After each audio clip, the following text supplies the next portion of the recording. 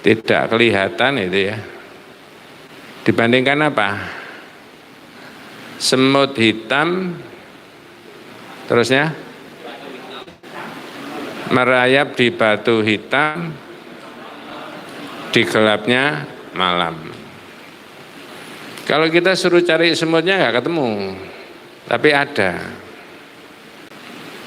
Kalau orang nggak sensitif itu diberitahu, Mas ini syirik, mana?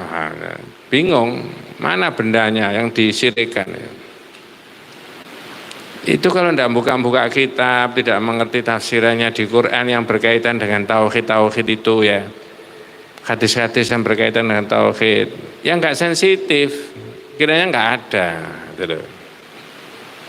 Nah disitulah maka ada kewajiban syar'i bagi kita semuanya untuk mengetahui tentang variasinya syirik itu, supaya kita tidak terjerumus dalam perbuatan syirik.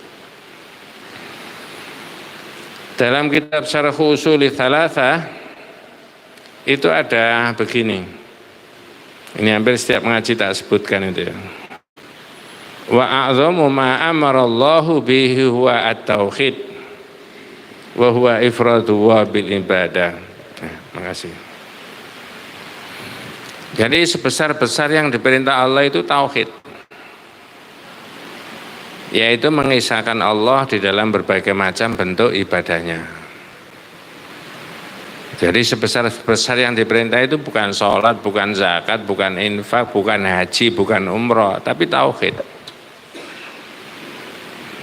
Kalau dibalik ya, wa a'dhamu ma nahallahu anhu asyirik, dan sebesar-besar yang dilarang oleh Allah itu adalah syirik. Bukan bohong, bukan judi, bukan minum khamar, bukan berzina, naudzubillah min dzalik, bukan itu.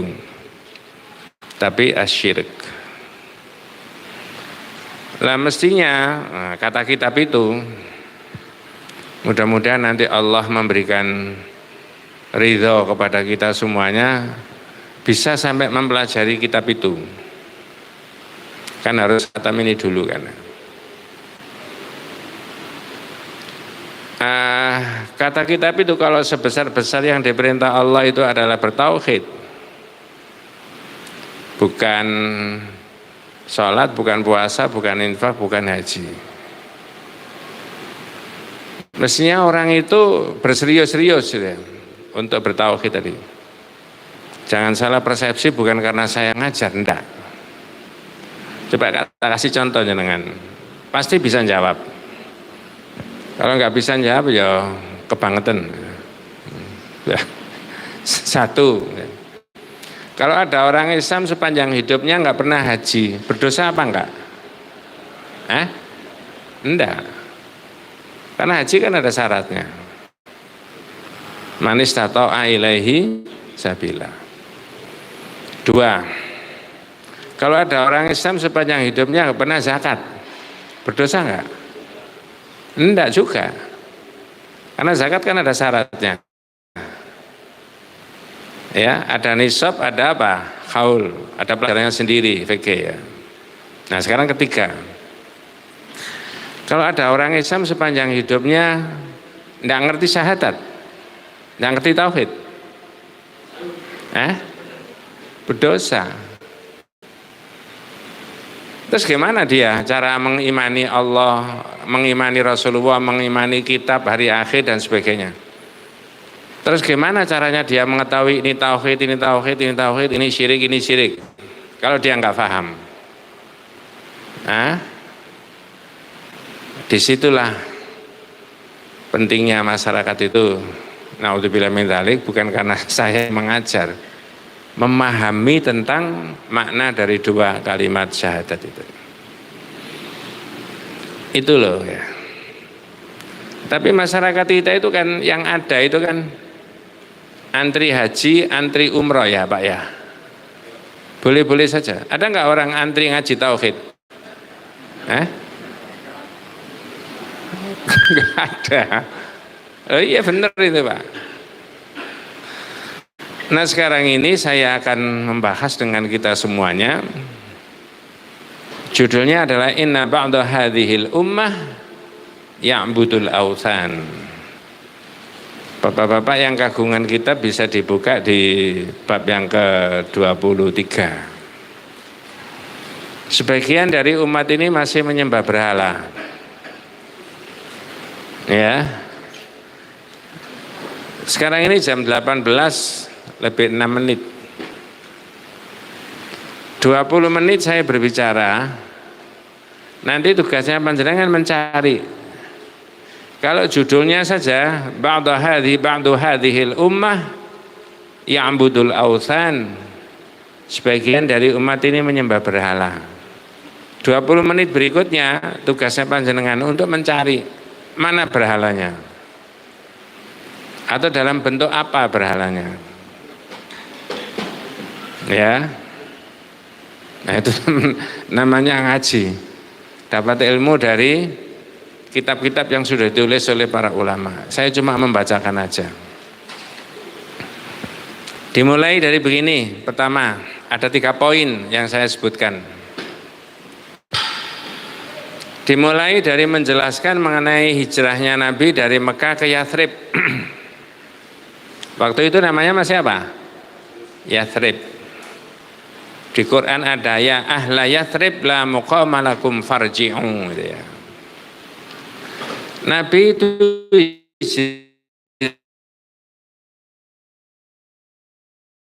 oleh orang Madinah diterima, dielu-elukan sebagai Nabi, sebagai Rasul, banyak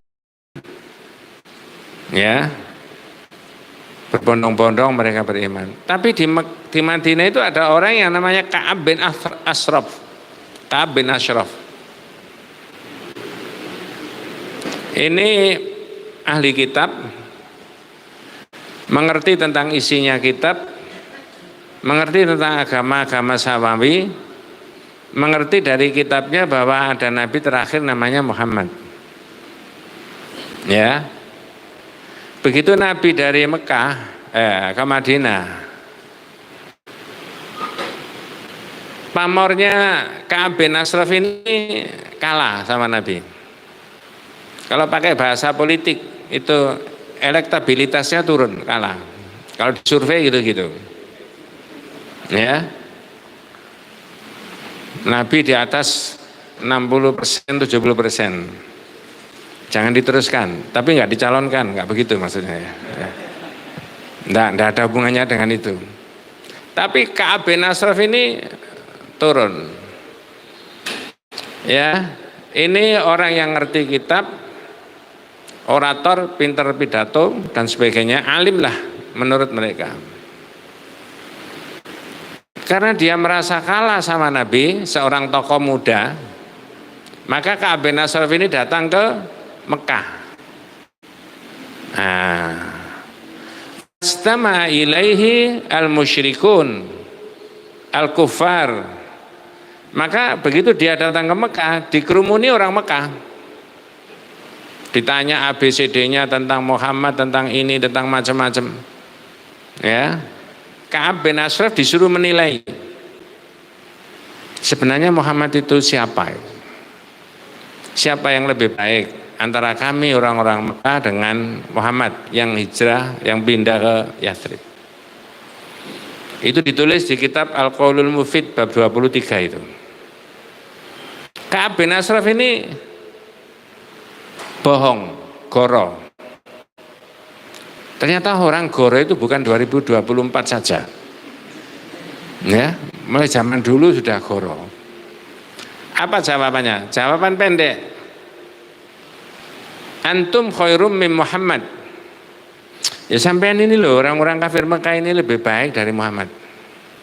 Nah sekarang saya tanya, ini orang alim, orang ngerti, asal usulnya agama Samawi karena dia seorang tokoh pendeta. Tapi ditanya tentang Nabi Muhammad tidak dijawab menurut isi kitabnya, tapi menurut nafsunya. Karena tadi saya katakan pakai bahasa politik, elektabilitasnya itu apa? Turun. Kalau disurvei itu di bawah 30%. Ya, kalah sama Nabi. Sikap dan sifatnya Ka'ab bin Ashraf ini ditegur sama Allah. Nah, disitulah. Nanti jangan cari mana berhalanya. Dari cerita saya ini. Ya. Ditegur yang mana? Bapak-bapak kalau bawa Quran bisa dibuka surat An-Nisa ayat 51. Ya. A'udzubillahi minasyaitonirrajim. Bismillahirrahmanirrahim. Alam tara ilal ladzina utu nasiba minal kitabi yu'minuna bil jibti wat taghut wa yaquluna lil ladzina kafaru haula'i ahda minal ladzina amanu sabila. Kalau bahasa Indonesia, tidakkah engkau memperhatikan orang-orang yang diberi bagian dari kitab dalam kurung Taurat? Nah, nanti saya tanya, kalau konteks ayat ini adalah Ka'ab bin Ashraf tadi sudah diberi kitab. Ini yang penting, saya tanya. Jenengan sebagai orang Islam dan kita sebagai orang Islam sudah diberi kitab apa belum? Jawabannya, udah, disimpan aja dulu. Udah. Ini Ka'ab juga begitu. Apa tidak Anda perhatikan ada orang yang diberi bagian dari kitab Taurat. Mereka percaya kepada Jibit dan Tauhid dan mengatakan kepada orang-orang kafir musyrik Makkah bahwa mereka itu lebih benar jalannya daripada orang-orang beriman. Itu kalau diurai mananya. Ka'ab ini membohongi isinya kitab. Membohongi isinya kitab yang diturunkan kepada mereka. Mestinya meyakini, mestinya mengatakan, oh iya benar Muhammad itu nabi terakhir, sudah nggak ada lagi nabi. Tapi dia tidak. Nah, tadi saya di sela-sela menerangkan ini tadi, saya tanya, jenengan sudah diberi kitab? Jawabannya, udah.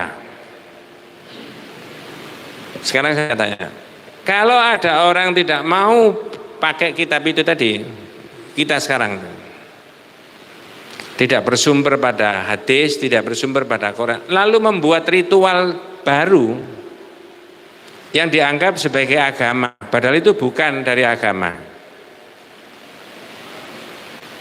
Inilah yang dimaksudkan dalam kitab itu, bahwa orang itu patut diduga. Pinjam bahasanya pengacara-pengacara itu, Hotman Paris Hutapea. Patut diduga bahwa orang itu punya Tuhan lain selain dari siapa? Allah. Ngerti maksud saya? Kalau nggak ngerti saya baleni. Atau kalau nggak ngerti nggak apa-apa gitu. Ya. Jadi orang yang tidak mau dengan isinya kitab, lalu dia membuat ritual baru yang di luar isi kitab yang diajarkan oleh Nabi, berarti tadi bahasa saya, patut diduga bahwa dia itu punya Tuhan lain selain dari Allah. Itu kalau pakai bahasa sederhana Pak, bisa begini, Mas, Tuhanmu siapa? Allah. Allah itu mewahyukan kepada siapa? Muhammad. Sudah tuntas gak agama itu yang disampaikan? Oh sudah, kitabnya sudah selesai, sudah. Apakah ritual kayak yang sampean lakukan itu ada di agama?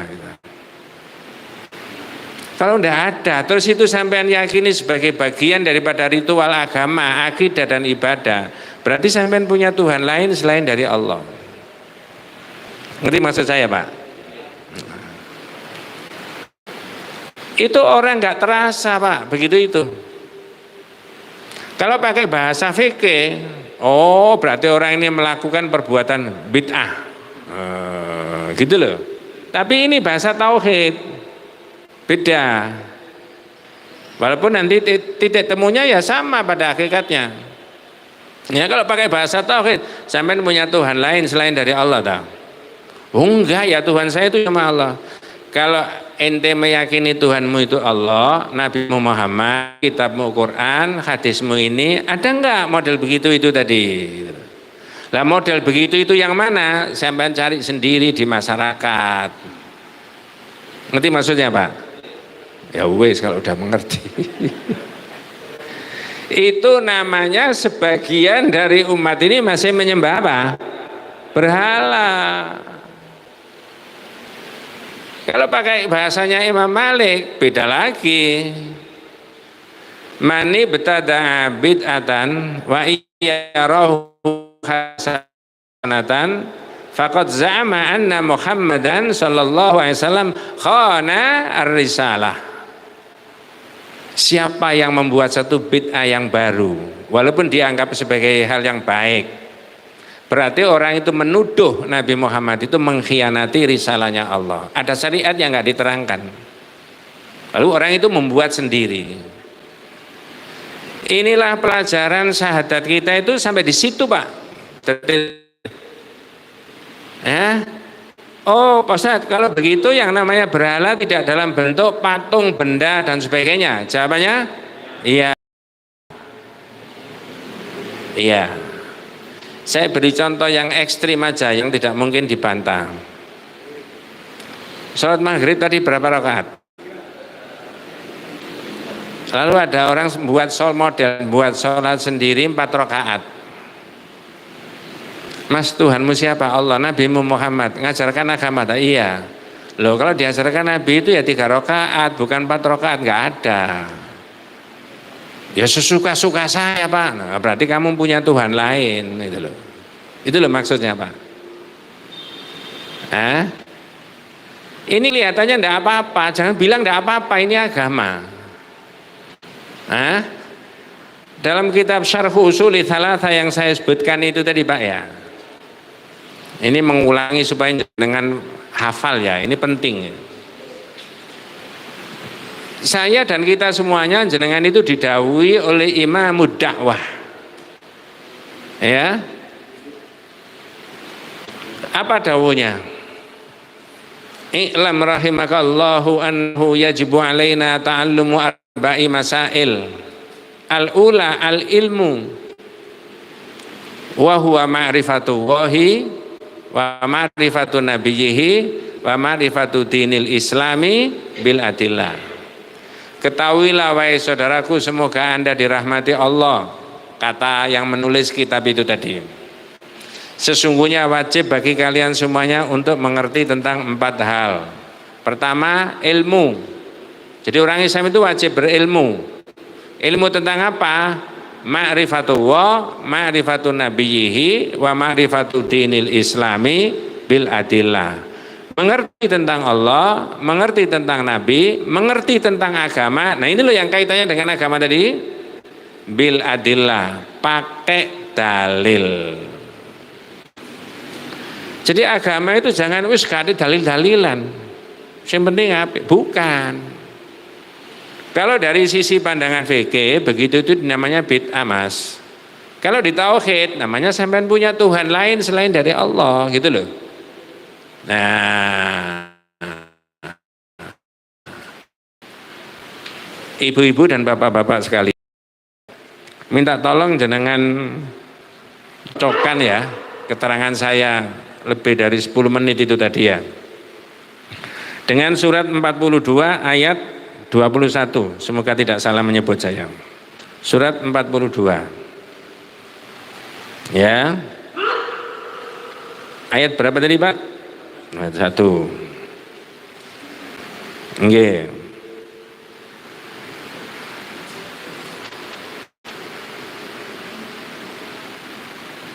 Itu lebih jelas lagi. Lebih jelas lagi. Kalau kita kombinasi dengan surat An-Nisa itu tadi. An-Nisa tadi, alam tara ilal ladzina utu nasiban minal kitabi yu'minuna bil jibti wa tauhid. Saya tidak terjemahkan tapi maknanya saja. Orang itu sudah diberi kitab tapi dia tidak mau pakai kitabnya, tapi dia beriman kepada selain dari isinya kitab tapi melanggar isinya kitab tadi. Jibti dan tauhid. Nanti ada keterangan sendiri mengenai tauhid itu.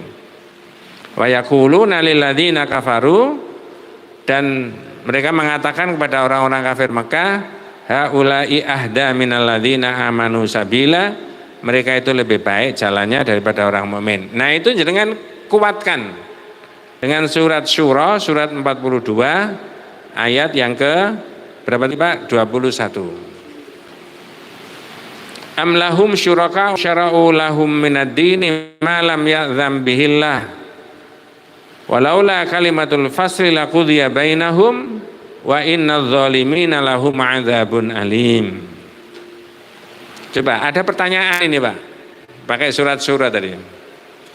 Apakah mereka mempunyai sesembahan selain Allah yang menetapkan aturan agama bagi mereka yang tidak diizinkan oleh Allah?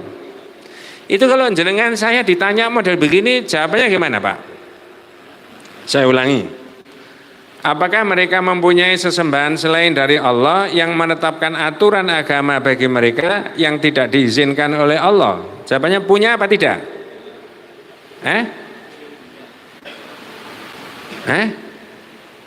Punya apa tidak?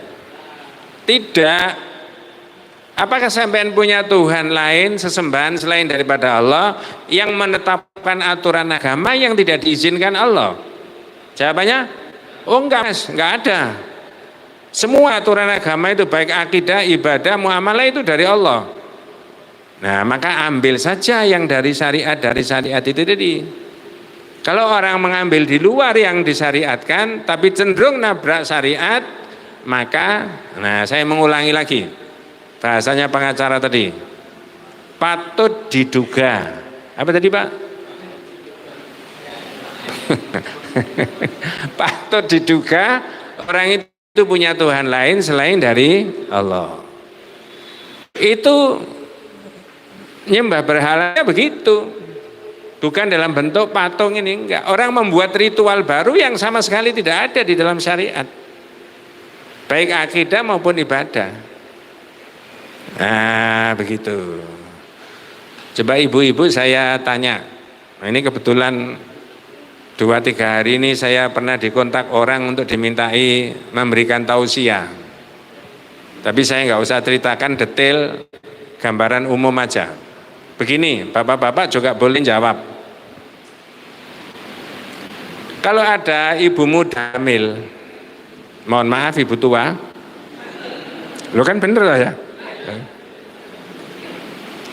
Atau putra-putrinya panjenengan, mudah-mudahan Allah menghadiahi yang soleh dan solihah putra-putrinya. Boleh enggak kedua orang tuanya berdoa supaya diberi anak yang soleh? Boleh. Pertanyaan saya berikutnya, dalam usia kandungan berapa bulan harus berdoa kepada Allah? Coba saya tanya, menurut syariat?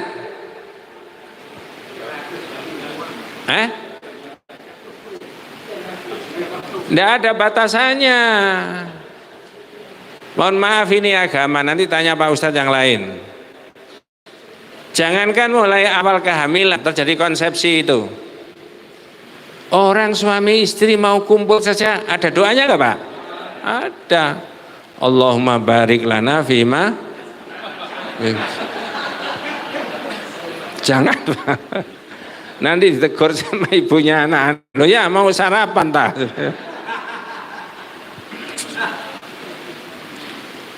Ada doanya. Ya, potongan dari doa wajan nibi syaitana ma razaqtana supaya dihindarkan dari setan terus sampai kelahiran.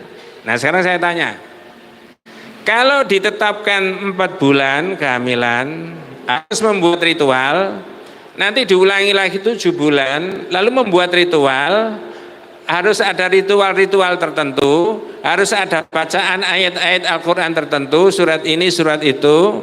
Coba saya cek, surat apa? Berarti saya main pengalaman. Mengapa tidak Al-Baqarah saja? Sapi betina.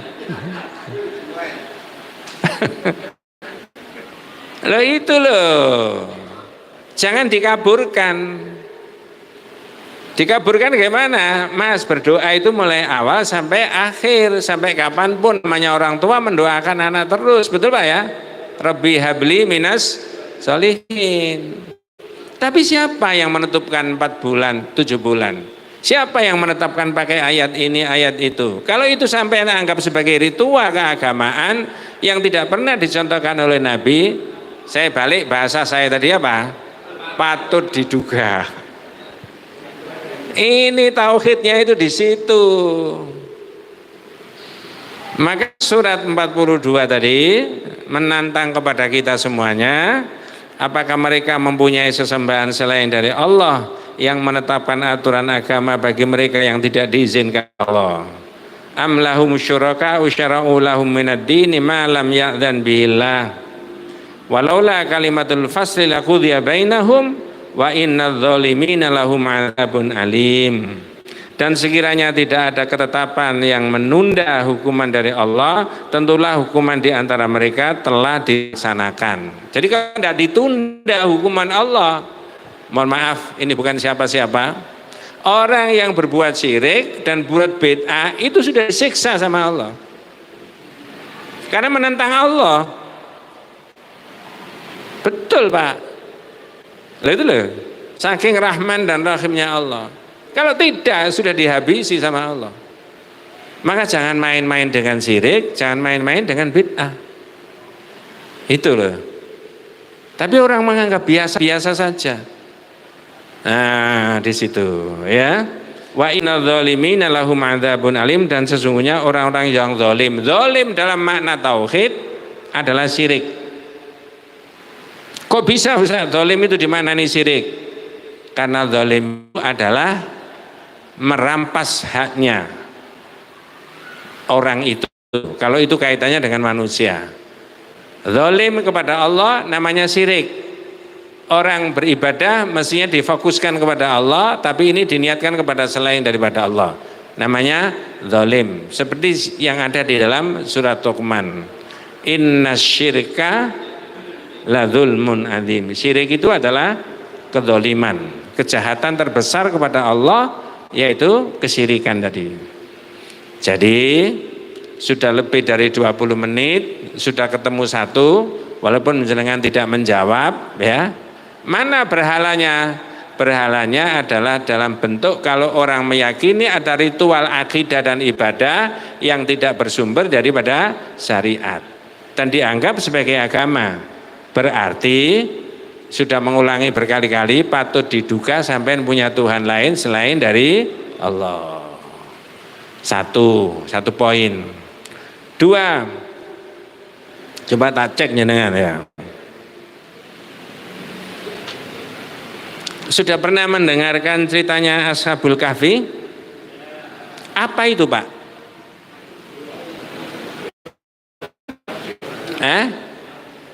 Pemuda yang masuk di mana? Terus apa yang terjadi ketika di dalam gua itu Pak? Itu mati apa tidur dengan sendirinya, apa ditidurkan Allah? Tidurkan Allah. Berapa hari? Ya, 309 tahun. Kok bisa bangun lagi? Saya nggak nerangkan Ashabul Kahfinya. Kalau ada peristiwa itu sekarang di abad modern ini, kira-kira viral nggak? Kok tahu masyarakat yang saat itu hidup bahwa ini pemuda 309 tahun yang lalu? Dari mana? Mata uangnya. Betul Pak ya? Ini bukan cerita fiktif, cerita yang sebenarnya dalam konteks iman kita. Apa hubungannya dengan sebagian masyarakat atau sebagian umat ini menyembah berhala? Poin yang kedua, cerita tentang Ashabul Kahfi. Oleh Allah Subhanahu wa ta'ala yang seperti sudah panjenengan baca berkali-kali, surat 18 ayat yang ke-21 ya. Nanti jangan cari. Oleh penulis kitab Tauhid, ayat ini dimasukkan di dalam penjelasan berkaitan dari sebagian dari umat itu masih menyembah berhala. Kita baca pelan-pelan walaupun tidak ditafsir secara detail ya. Wa kadzalika a'tharna 'alaihim liya'lamu anna wa'dallahi haqqun wa anna as-sa'ata la raiba fiha idh yatanaza'una bainahum amrahum faqalu ibnu 'alaihim bunyanan rabbuhum a'lamu bihim qala alladhina ghalabu 'ala amrihim lanattakhidanna 'alaihim masjida. Dalam bahasa kita, dan demikianlah kami perlihatkan manusia dengan mereka agar mereka tahu bahwa janji Allah itu benar dan bahwa kedatangan hari kiamat tidak diragukan adanya. Jadi sebenarnya motivasinya ada pemuda yang ditidurkan sampai 309 tahun, motivasinya adalah supaya orang beriman tentang apa yang Allah turunkan kepada para nabi tentang kebenarannya hari kiamat. Ya.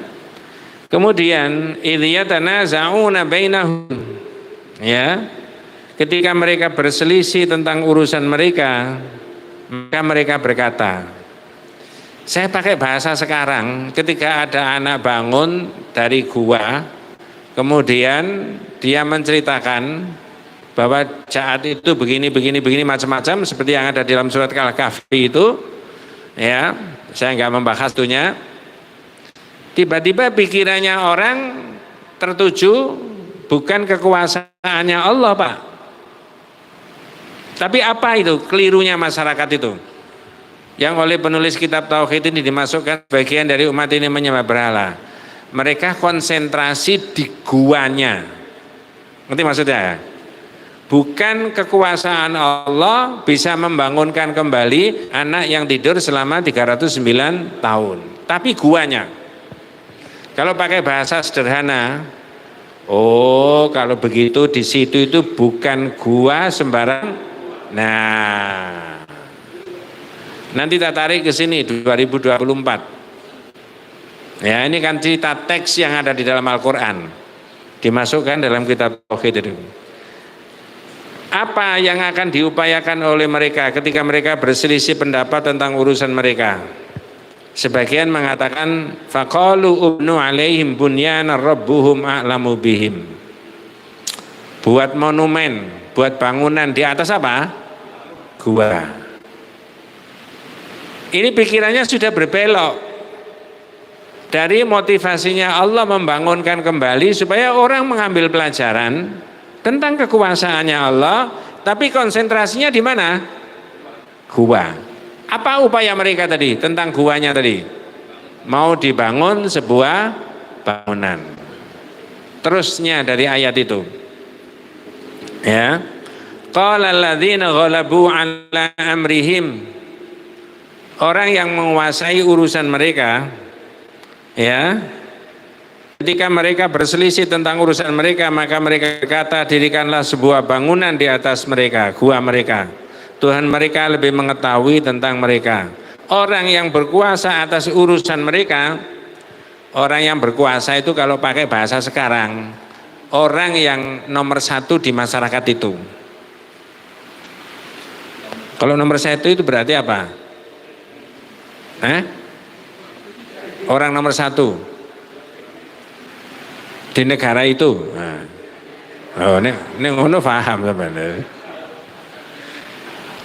Apa yang akan didirikan? Masjid. Qala alladzina ghalabu 'ala amrihim lanattakhidanna 'alaihim masjida. Akan saya dirikan apa? Masjid. Saya tanya. Baik dibuat monumen bangunan, lebih-lebih dibuat masjid, tempat ibadah, itu bisa memancing ke perbuatan syirik enggak? Bisa toh? Dalam bentuk apa kira-kira? Jangan bisa toh. Loh, jangan melenceng ke situ nanti aja. Ya. Iya. Siapa yang menetapkan tempat itu tempat yang afdol untuk beribadah? Tidak ada. Tapi mereka punya pemikiran sendiri, rekayasa sendiri. Kalau itu masih belum bisa difahami, yang mirip-mirip dengan ini, mohon maaf ini tidak bermaksud untuk mengolok-olok, tapi menerangkan yang ikut ngaji. Saya tanya dulu, saya urut, apa betul di masyarakat kita itu 500-600 tahun yang lalu ada seorang tokoh agama yang menyiarkan agama disebut sebagai wali? Ada enggak? Anggap aja ada, kata ahli sejarah, ya ada. Apakah mereka dulu cara sholatnya, cara wudhunya seperti yang kita sekarang ini? Jawabannya, iya. Apakah mereka dulu ketika belum ada PDAM itu menggali sumur untuk diambil airnya? Ya. Andai kata sumurnya itu ada sampai sekarang, ada orang pikirannya keliru nggak? Ada. Gimana kelirunya?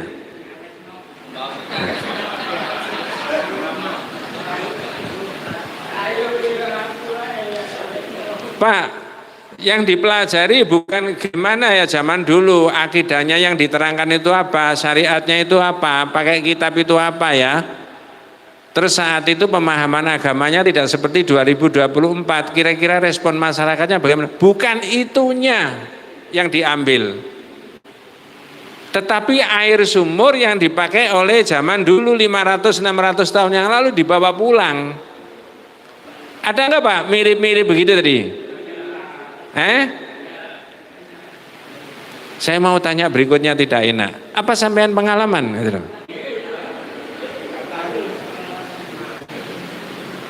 Hakikatnya air sama saja zaman dulu sampai sekarang. Karena sunnah dan syariatnya Nabi wudhunya pakai air, dulu tidak ada PDAM kayak sekarang ya menggali air sumur. Tapi pikirannya keliru. Nah itu loh, oleh kitab Tauhid ini disebutkan sebagian umat ini masih menyembah apa? Berhala. Dalam bentuk apa? Tabarruk. Tabarruk itu corot Jawanya apa? Mencari barokah. Kadang-kadang bukan hanya itu. Kalau ini itu batu nisannya, kalau ini itu kuburannya, diusap saja kuburannya itu kemudian diusapkan di mukanya. Kira-kira yang mirip begitu ada nggak Pak? Coba, dari mana itu? Ya, ini yang dimaksudkan dengan sebagian dari umat ini masih menyembah berhala. Masih ada satu poin lagi, tapi sudah isya tadi ya.